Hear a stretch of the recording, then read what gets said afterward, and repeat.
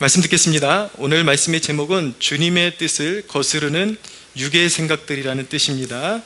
오늘 본문은 요한복음에 나오는 세 번째 기적입니다. 여기에 보면 이제 38년 된 그런 병자의 치유 기사가 나오고 있습니다. 1절을 먼저 보세요. 1절을 보시면 그 후에 유대인의 명절이 되었다라고 말씀하시는데, 예수님께서 예루살렘에 올라가신 때가 유대인의 명절이었다. 이것은 추측으로 정확하게 어느 명절인지는 알 수가 없습니다. 그러나 추측으로 아마 순례 명절에 속하는 유월절이나 초막절 둘 중에 하나, 아니면 또 최근 학자들에 의하면 불임절까지 가능성을 거론하고 있습니다. 그러나 어쨌든 명절에 예수님께서 예루살렘으로 올라가셨죠. 2절에 보면은 이 사건이 일어난 장소가 예루살렘에 있는 양문곁이다라고 말씀하고 있는데, 이 예루살렘 성의 북편에 있었던 그 성전으로 들어가는 제물이 이렇게 들어가는 그런 문이었습니다. 그래서 양문이다, 양떼가 들어가는 문이다 해서 양문이다라는 그런 명칭을 가지고 있고요. 그리고 여기에 보면은 베데스다라는 못이 있었다라고 말씀하고 있는데, 이 뜻은 긍휼의 집이라는 뜻입니다. 긍휼의 집이다. 근데 자, 첫째로 오늘 거기에 치유를 기다리는 사람들이 있었음을 보여주고 있습니다. 3절을 보십시오. 3절 같이 한번 볼까요? 시작.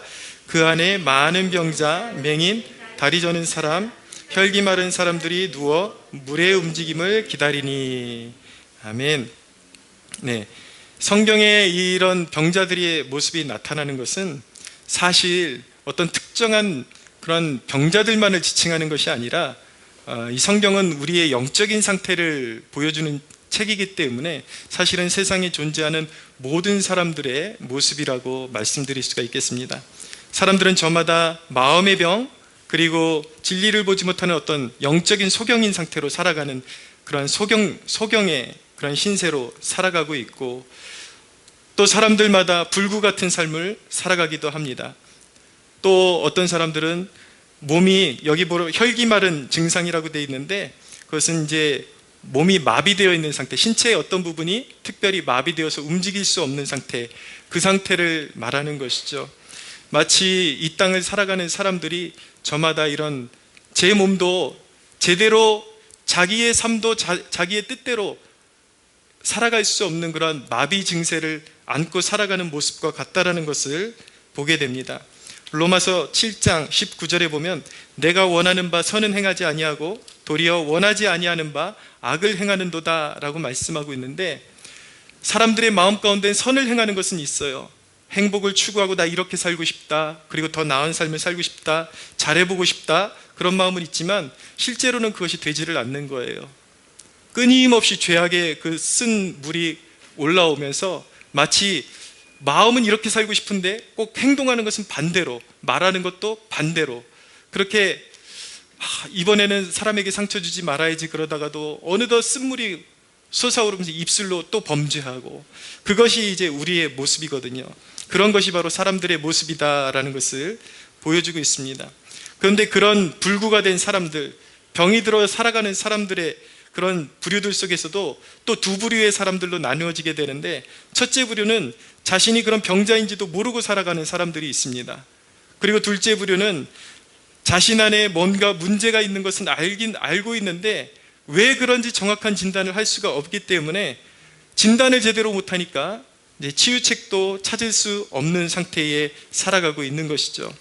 그러나 여러분, 우리가 읽고 있는 이 성경은 바로 하나님의 말씀으로서 모든 인류의 상태, 왜 사람들이 그렇게 부자유하게 살아가고 그렇게 매여 살아가는지, 그렇게 영적인 질병을 안고 살아가는지에 대해서 정확하게 계시해주고 있는 책이 바로 성경이라는 것을 우리가 알아야 합니다. 그래서 성경은 인간이 당면한 문제를 어떤 문제라고 진단을 하고 있냐면, 그 모든 것이 사실은 표면적인 문제가 아니라, 표면적인 장애가 아니라 영적인 문제라고 말씀하고 있는 것입니다. 바로 진정한 생명이 되시는 하나님으로부터 단절되어 있기 때문에 생명력이 우리의 아버지가 되시는 하나님께로부터 풍성하게 우리에게 흘러나오는데, 사람들의 영적인 상태가 하나님 아버지로부터 단절되어 있고 그 생명으로부터 등을 돌리고 있기 때문에 여러 가지 죽음의 현상이 나타나는 것입니다. 어떤 사람은 눈이 멀어 있고, 어떤 사람은 귀가 멀어 있고, 어떤 사람은 손이 마비가 돼 있고, 팔이 마비가 돼 있고, 어떤 사람은 다리를 절고, 이런 상태에 있어서 제 기능을, 하나님께서 원래 인간을 복주시기 위해서 지으신 창조의 목적대로 살아가지 못하고 있는 그러한 모습으로 살아가고 있는 것이죠. 근데 이 사람들의 모습이 또한 어떻게 지금 보여지고 있는가, 비추어지고 있는가? 3절 하반절을 보십시오. 여기 보면은 이 사람들이 누워 있었다라고 말하고 있습니다. 이 사람들이 누워 있어요. 한결같이 누워 있습니다. 여러분, 사람들의 더 큰 문제는 무엇입니까? 자신의 그런 병적인 것들을 알고, 연약함을 알고 개선시켜 보고자 하는 의지가 있어요. 그러나 그 의지조차도 진정한 구원을 경험하기에는 너무 무능하다라는 것입니다. 인간이 자신이 스스로 아무리 자신의 삶을 개선시켜보고 더 나은 사람이 되어 보고자 할지라도 그러한 의지와 노력들이 진정한 하나님이 주시는 구원을 경험하기에는 너무나도 무능하다라는 것을 보여주고 있습니다. 사람마다 자기에게 뭔가 결함이 있다라고 느끼는 사람들마다 고침을 받고 싶은 간절함은 있어요. 뭔가 더 나은 사람이 되어야겠다, 그런 의지가 있어요. 그런데 그런 의지 속에 문제는 무엇이냐면, 확실한 그 질병의 원인을 들을 귀가 있어야 하는데, 하나님의 말씀을 들을 귀가 있어야 하는데 영적으로 그것을 들을 수 있는 귀가 없으니까 잘못된 해결책을 찾게 되는 것은 당연한 결과인 것이죠. 나의 불행의 원인이 대개 사람들을 보면은 남이 가진 것을 나는 소유하지 못했기 때문이라고 진단하기 쉽습니다. 나는 저 사람만큼 성격이 좋지 못하기 때문에, 나는 저 사람만큼 관계를 잘 이룰 수 있는 그런 어떤 뭔가 좋은 면이 나에게 없기 때문에, 그리고 저 사람보다 내가 좋은 어떤 학벌을 가지고 있지 못하기 때문에, 좋은 환경, 좋은 부모를 만나지 못했기 때문에 나는 이렇게 불행할 수밖에 없다라고 그렇게 결론을 내리고 진단하는 순간 진단이 잘못된 거예요. 그러니까 자신의 열등감으로 비춰지는 것들을 더 잘해내기 위해서 노력하는 순간 어떻게 되는가? 더 좋은 사람이 되는 것이 아니라 더 이기적인 존재가 되고 자기 만족과 자기 우월주의에 빠지게 되는 것이죠. 열등감이 심한 사람일수록 무언가 극복하고 더 뭔가 훌륭한 일을 해내게 되면 겸손해지게 되는 것이 아니라 자기 우월감에 빠져서 또한 하나님 앞에 교만한 죄를 짓고 사는 죄인으로 살아갈 수밖에 없는 것입니다. 그래서 결국은 인간이 자기의 질병의 문제를 잘못 진단하게 되면 그렇게 어떤 노력도 의지도 잘못된 방향으로 해결책을 찾을 수밖에 없고, 결국은 그것이 하나님 앞에 죄를 쌓는 결과를 낳게 되어서 결국은 멸망의 존재가 되고 마는 것입니다. 여러분, 믿는 자들도 이와 같은 실수를 자주 하곤 하거든요. 하나님께서 연단을 주시는 이유가 있습니다. 연단이라는 것은 하나님께서 우리를 하나님의 사람으로 빚어내시기 위해서 주시는 기간인데, 그것은 하나님의 때에, 하나님의 연단을 잘 받을 때에, 하나님의 때에 통과하게 되어 있습니다. 그런데 하나님께서 주신 연단의 의미를 인간적인 방법으로 빠져나오려고 할 때에, 그럴 때 인간적인 방법을 사용할 수밖에 없는 거예요. 여러분, 다윗이 이스라엘의 왕으로 등극하기 전에 십수년의 험난한 연단을 받았습니다. 사울에게 쫓기고 죽을 고비를 넘기고 그러지만, 그런 연단을 하나님께로부터 하나님이 나를 만드시기 위해서, 나를 진정으로 축복하시기 위해서 주시는 연단이라는 것을 깨닫지 못하고 자기 힘으로 연단을 빠져나오려고 했을 때, 사울을 자기 힘으로 죽이려고 하고 자기에게 해코지 하는 사람들에 대해서 원한을 품고 복수의 화신이 되었다면, 오늘날 우리가 성경에서 읽고 있는 그러한 다윗이 되었으리라고 우리는 감히 상상할 수가 없는 것입니다. 그런데 많은 사람들이 하나님께서 주신 연단의 참된 의미를 깨닫지 못하고 자기의 힘으로 몸부림치고, 이것이 자기의 어떤 연약함 때문에, 자기가 부족함 때문에 단지 빚어진 것으로 알고 하나님의 방법이 아닌 것으로 사람을 찍어 누르고 그 연단을 빠져나오려고 하고 세상과 똑같은 방법을 써서 빠져나오려고 하니까 연단이 끝나지를 않는 거예요. 연단이 무한정 길어질 수밖에 없는 것입니다. 우리가 인간이 능동적인 의지를 가지고 있는데, 사실은 영적으로 이것이 하나님의 방법으로 우리가 승화되지 않으면 우리가 능동적인 의지라고 가지고 있는 것이 사실은 불구와 같은 것이다라는 것을 깨달을 필요가 있는 것입니다. 우리가 무언가 우리의 결격 사유를 좋은 것들로 바꿔 보려고 할 때에 하나님의 방법이 아니라 인간의 방법으로 노력할 때에 그 능동적 의지라는 것조차도 구원의 빛을 따라 행하지 않을 때에 사실은 아무것도 하지 않은 것과 결과는 똑같다라는 것입니다. 바로 오늘 이 본문에 나오는 병자들이 그런 삶을 살고 있었다라는 것을 보여주고 있는 것입니다. 그들이 추구했던 해결책은 무엇이었습니까? 3절 하반절을 보십시오. 그들이 무엇을 하고 있었습니까? 누워서 물의 움직임을 기다리고 있었다라고 말씀하고 있습니다. 이 물에 가끔 천사가 내려와서 물을 동하게 하는데, 움직이게 하는데, 거기에 얼른 먼저 들어가는 사람은 치유가 된다라는 그런 이제 이야기가 돌기 시작하니까 서로 천사가 언제 여기 내려올까 그걸 기다리고 있는 거예요. 그리고 먼저 들어가는 사람은 치유됐을 수도 있겠죠.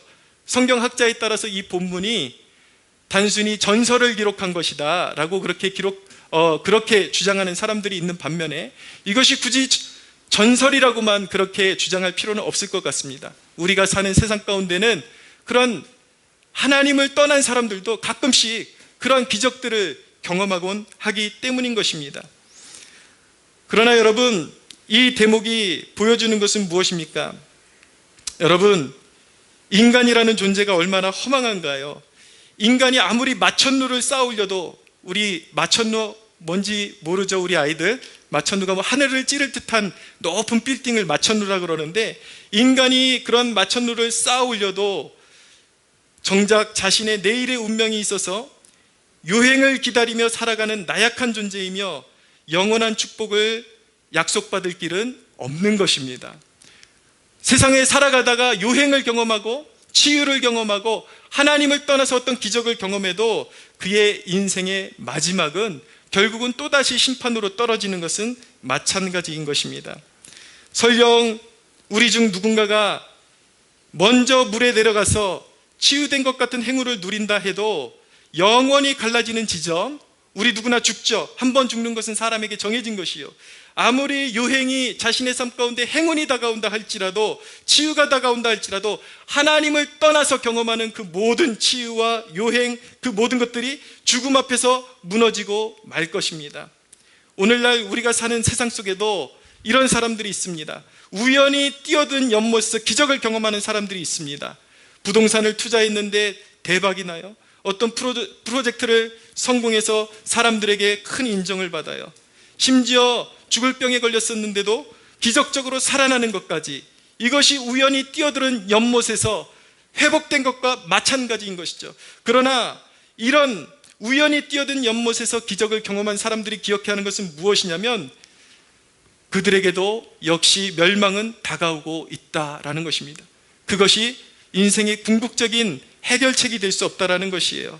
여러분에게 진정한 필요한 것은 무엇입니까? 일시적인 행운, 일시적인 치료가 필요한 것이 아니라 영원한 치료, 영원한 구원, 여러분을 영원한 구원으로 인도하는 영원한 샘의 근원 되시는 그리스도를 발견하는 것이 여러분들에게 가장 필요한 일임을 믿으시기 바랍니다. 자, 그게 두 번째 대목입니다. 그런데 이곳에 38년 된 병자가 있었고 예수님이 그를 찾아오셨습니다. 5절, 6절을 같이 한번 읽어보시겠습니다. 시작. 거기 38배 된 병자가 있더라. 예수께서 그 누운 것을 보시고 병이 벌써 오래된 줄 아시고 이르시되 내가 낫고자 하느냐. 아멘. 여기에 38년이나 중병에 들어 살아왔던 사람이 나타나고 있습니다. 38년이나 걷지 못하고 병들어 살고 있었습니다. 오랜 연단이 사람을 지혜롭게 하기도 하지만 무지와 아집의 노예로 전락시키기도 한다라는 것을 우리는 깨달을 필요가 있습니다. 38년이나 하나님께로부터 새롭게 함을 입지 못하고 38년 동안 묵은 고집이 발산이 되면 온갖 하나님께서 주신 좋은 것들을 깨뜨려 버립니다. 좋은 관계, 그리고 하나님께서 좋은 열매들을 다 썩은 열매로 바꾸어 버리죠. 가는 곳마다 상처 입히고 가는 곳마다 분란을 일으키고 그런 역사들이 있는 것입니다. 여러분들 지금 나이를 계산해 보십시오. 40년 동안 하나님의 마음으로 감화를 받지 못한 영혼은 40년 동안 그 묵은 고집으로 사람들을 괴롭히는 것입니다. 좋은 것들을 깨뜨리는 것입니다. 50년 동안 묵은 고집이, 60년 동안 묵은 고집이, 70년 동안 묵은 고집이 하나님께서 주신 좋은 열매들을 갉아먹고 있다는 사실을 알 필요가 있는 것이죠. 어쩌면 한 살 한 살 나이를 먹어간다는 것, 어쩌면 그것은 더욱더 구제불능이 되어간다는 뜻일지도 모릅니다. 그래서 하나님께서는 우리에게 명하시는데, 로마서에 뭐라고 명하시냐면, 로마서에 있는 한 구절을 읽어드리겠습니다.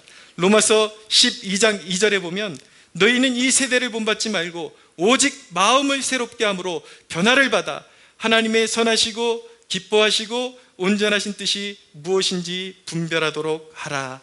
할렐루야. 하나님께서 오늘 이 말씀을 통해서 요구하시는 것은 무엇입니까? 수십 년 동안 쌓아왔던 여러분들의 고집, 인간적인 아집을 자랑하지 말고 항상 성령에 의해서 감화를 받아서 새 마음을 입으라는 것입니다.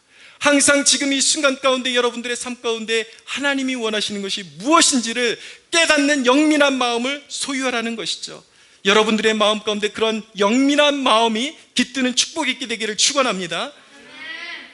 세상에서 제일 두려운 것은 무능하면서 생각이 부정적이기까지 하고 고집까지 세게 되면은 말릴 사람이 없는 것입니다. 그래서 여러분, 항상 우리는 하나님 앞에 어린아이와 같은 믿음, 항상 하나님이 말씀하시면 복종할 수 있는 부드러운 마음을 소유하려는 갈급함이 있어야 하는 것입니다. 그런데 이 38년 된 병자에게 아주 큰 축복이 찾아왔습니다. 6절을 보십시오. 6절 같이 다시 한번 읽어볼까요? 시작.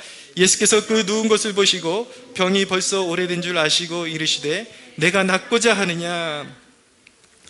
이 병자에게 있어서 일생의 축복은 무엇입니까? 바로 예수님을 만난 것이었습니다. 이 사람이 다른 병자들보다 나은 것이 단 한 가지도 없었습니다. 38년 동안 묵은 고집과 그리고 그 질병, 그 연단 속에서 형성된 그런 아집들, 부정적인 생각들, 무엇 하나 다른 사람들보다 나은 조건이 없었습니다. 그런데 여러분, 여기에 바로 만남의 비밀이 있는 것입니다. 많은 병자보다 이 사람이 더 나은 것이 무엇입니까? 이 사건을 통해서 볼 수 있는 것은 이 사람이 다른 병자들과 다른 것이 있다면 이 사람은 바로 예수님이 그 사람을 보셨다는 것이고 다른 이들은 내버려 두어졌다라는 것입니다. 이것이 바로 구원의 비밀이에요. 사랑하는 여러분, 여러분들은 누구의 전도를 받고 이곳에 왔을 수도 있고 여러분들이 자발적으로 온 것일 수도 있겠지만 거기에는 만남의 비밀이 있습니다. 그것은 무엇인가? 주님께서 부르시지 않고 주님이 여러분들을 먼저 발견하셨기 때문에 여러분들이 이곳에 있고 주님이 여러분들을 먼저 발견하셨기 때문에 여러분들이 예배할 수 있는 특권을 누릴 수 있었음을 깨닫는 축복이 있게 되기를 바랍니다. 그래서 주님의 눈밖에 벗어나는 것, 주님의 눈에 들지 않는 것을 뭐라 그러냐면 유기라 그래요. 유기, 버려지는 것. 여러분, 인생에 태어나서요 유기만큼 비참한 것이 없는 것입니다. 하나님 앞에 유기당한 사람은 미래가 없는 것입니다. 이제 그에게 남은 것은 영원한 심판과 불의 형벌밖에는 남은 것이 없는 것입니다. 그러한 것을 생각할 때 여러분들이 주님의 눈에 들었고 주님의 부르심을 받았다라는 것이 일생일대에 누릴 수 있는, 사람으로 태어나서 존재하면서 누릴 수 있는 가장 큰 축복을 누리는 것이라는 것을 깨달아야 되는 것이죠. 그것을 깨닫는 순간 가슴이 뜨거워집니다. 그것을 깨닫는 순간 찬양의 소리가 달라집니다. 그것을 깨닫는 순간 예배하는 태도가 달라집니다. 그것을 깨닫는 순간 하나님을 찬양하는 마음의 태도가 달라지게 되는 것입니다.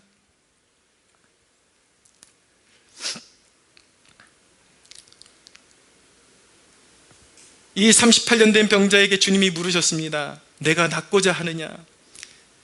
여러분들에게 주님이 찾아오셔서 이렇게 질문하셨다면 여러분들은 어떤 대답을 했겠습니까?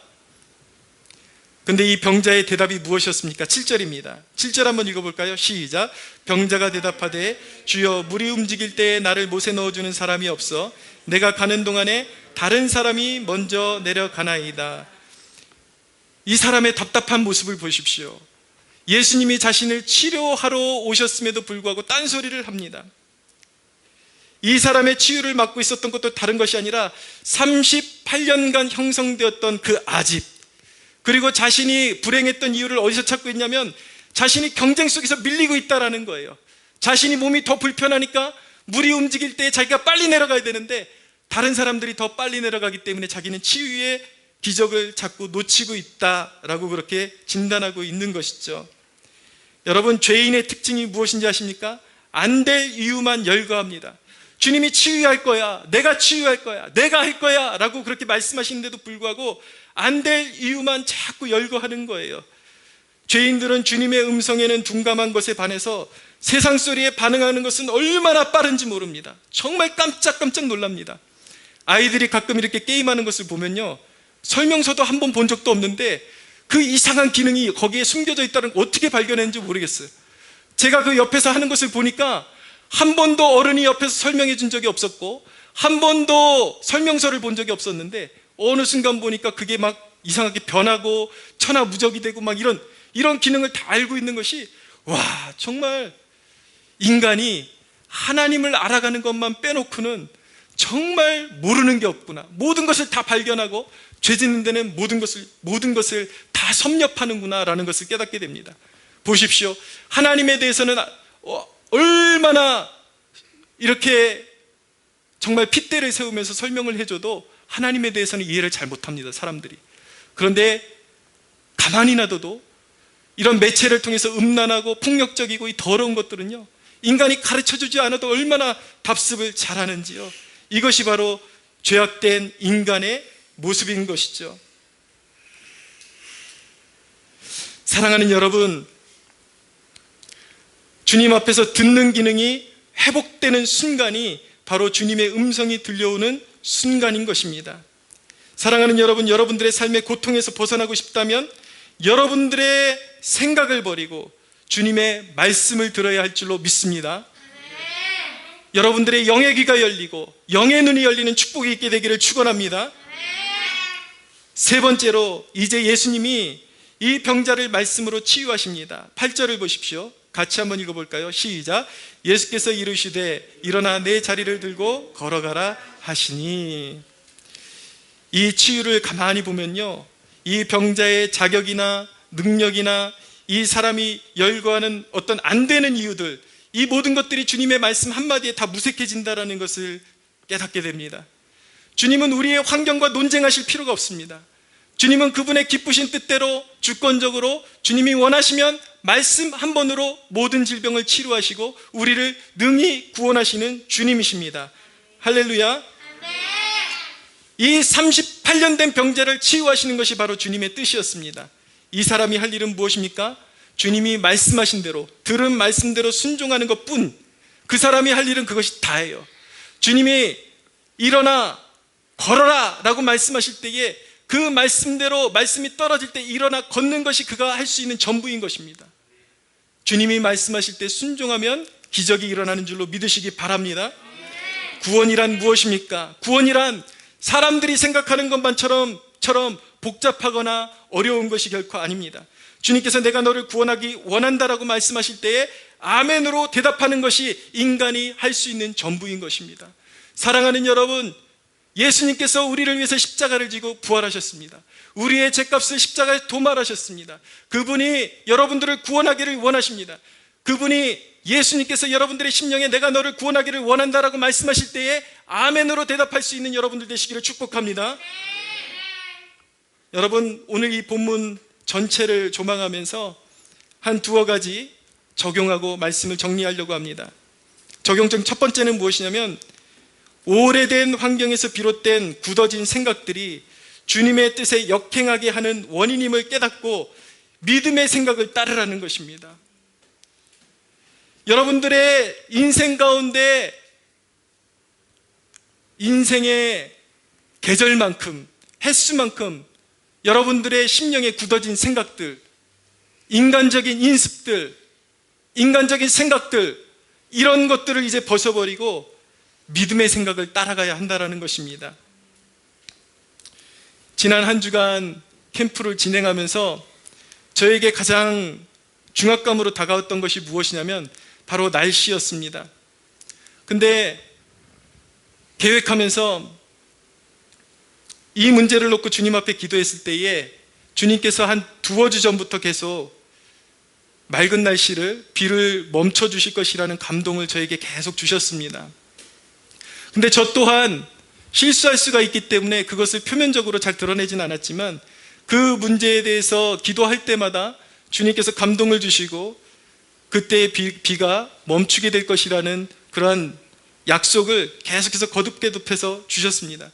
그런데 제 안에서 충돌이 되는 것은 무엇이냐면, 주님께서 주신 약속의 말씀과 어떻게라는 그 이성, 어떻게 그럴 수가 있는가?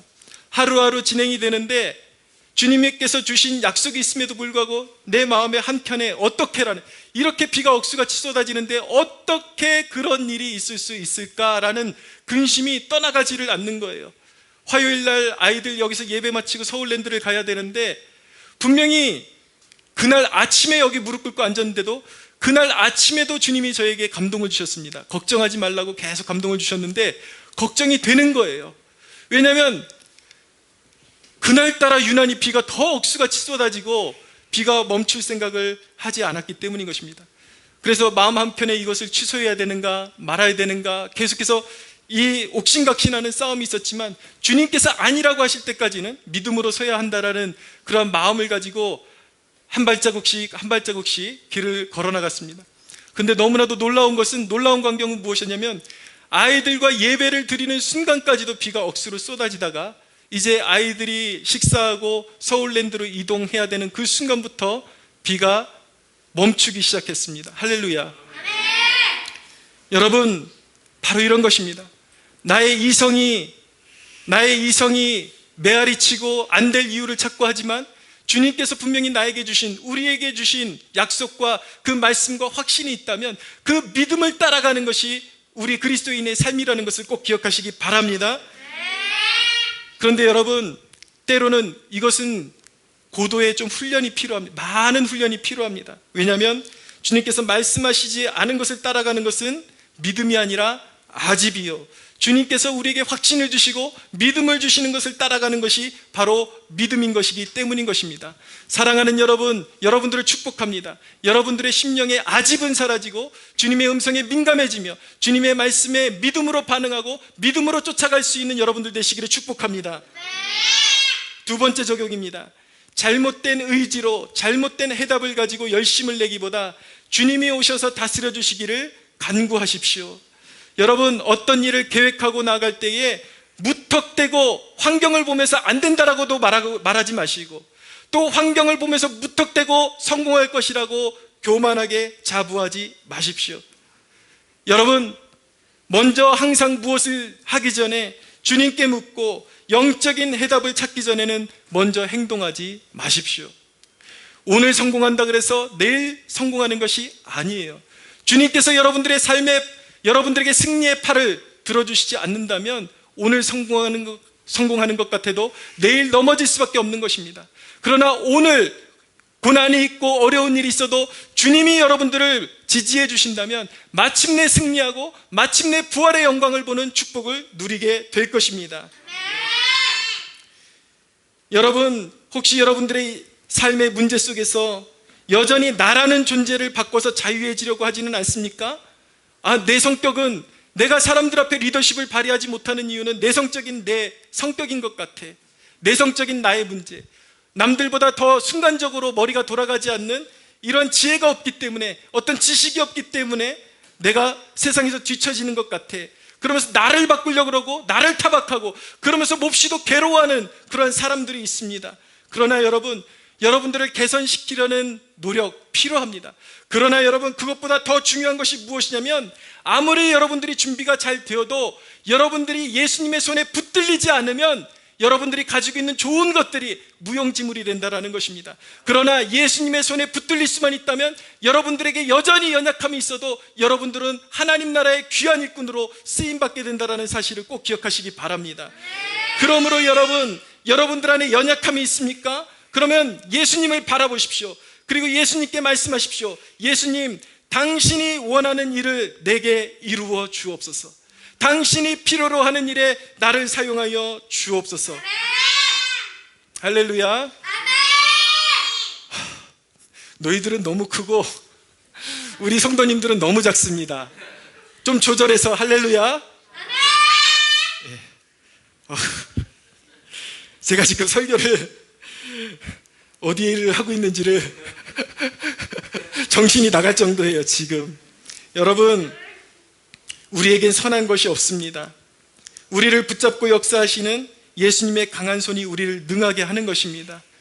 여러분, 진정한 베데스다, 진정한 자비의 집은 무엇입니까? 바로 우리 주 예수 그리스도이십니다. 할렐루야. 여러분, 특히 어제 15일은 우리 민족적으로 굉장히 의미 있는 날이었습니다. 해방을 맞은 지 75주년째였고 건국을 맞이한 지 72주년이 되었습니다. 이 나라는 1948년 8월 15일에 이승만 대통령을 필두로 해서 하나님을 섬기는 그러한 하나님의 백성들을 중심으로 해서 세워진 나라가 바로 이 대한민국인 것입니다. 사랑하는 여러분, 그러나 지금 이 나라는 정말 정치적으로 경제적으로 온 나라가 사회주의를 신봉하는 어둠의 세력들을 인하여 몹시도 몸살을 앓고 있습니다. 이러한 고통의 시대에 우리가 그리스도인으로서 해야 할 일은 무엇입니까? 우리는 하나님의 통치와 복음의 정신에 위해를 가하는 일에 저항해서 싸워야 하는 것입니다. 할렐루야. 그러나 여러분, 여기가 중요합니다. 그러나 그럼에도 불구하고 이념과 정치 세력으로는 결코 이 나라를 하나님의 뜻대로 세울 수 없다라는 점을 우리는 가슴에 심어야 하는 것입니다. 우리는 이 나라가 어둠에 빠진 그 이유를 영적으로 올바로 진단해야 하는 것입니다. 단순한 정치운동으로 이 나라가 새로워질 수는 없습니다. 왕 대신 그리스도의 통치가 이루어지도록 우리는 복음운동에 혼신을 다해야 할 줄로 믿습니다. 더욱더 전도하고 사람들의 영혼을 변화시켜서 그들을 거듭남으로 인도하고 거듭난 심령으로 하나님의 말씀을 그들의 마음에 심어줄 때에 그들은 이 세상의 정신을 역류하고 거슬러 올라가서 진정으로 민족 가운데 필요한 인재들로 세움을 받을 줄로 믿습니다. 그러므로 우리는 그리스도인으로서 정치에도 우리는 열심을 내야 합니다. 정치는 하나의 견제입니다.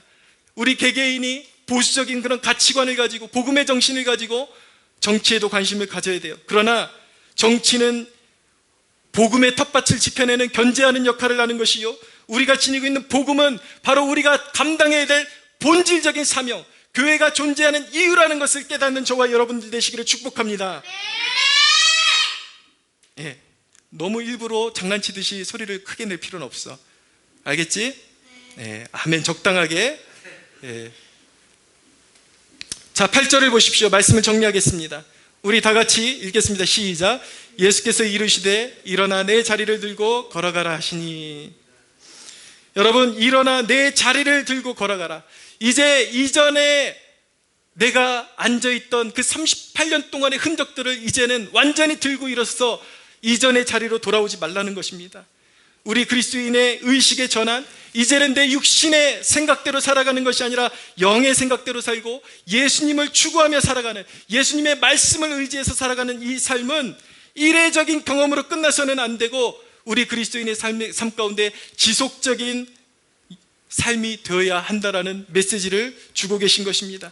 사랑하는 여러분, 이제는 육신의 생각 속에서 살아가는 그런 모든 패단을 벗어버리고 예수 그리스도의 말씀을 인생의 우리의 진정한 가치와 예수 그리스도 그분만이 우리의 인생의 진정한 베데스다, 자비의 집이라는 사실을 깨닫고 그분의 말씀에 순종하는 영의 생각 속에 살아가는 저와 여러분들 되시기를 예수 그리스도의 이름으로 축복합니다. 우리 하나님께 영광의 박수 올려드리겠습니다.